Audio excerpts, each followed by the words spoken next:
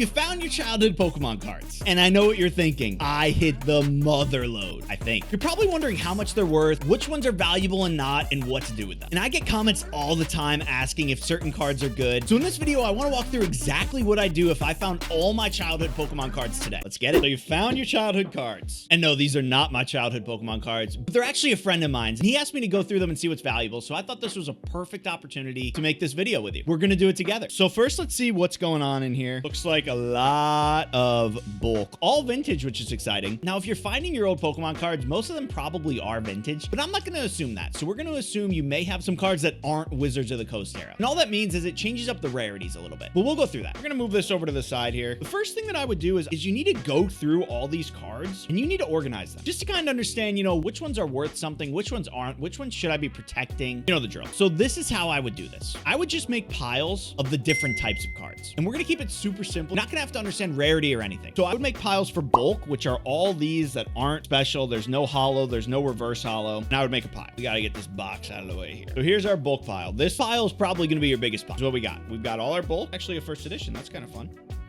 We're going to put that in a different pile. We're going to have a first edition pile as well. We've got a reverse holo pile. Now, we didn't have any holo, but we're going to put a holo pile here. And then we're going to put a pile for anything better than holos. So that's your EXs, your GXs, your Vs, your VMAXs, whatever area you're looking at. It's any card that's popping out of the board. And just grabbing one, for example, here. It's a different type of card. So any cards like this, you're going to put in a pile. So I'm not going to sit here and do this all with you, but I'm going to sort all of this and we'll be right back. All right, so we got this sorted. And as you can see, it's primarily bulk here. What I forgot to mention is too, energy cards is another thing that you might come across. Then with the bulk, you can separate them out if you want, but it's really that pile is kind of like this isn't really that valuable pile. In this whole thing, we only found this one first edition, so that goes there.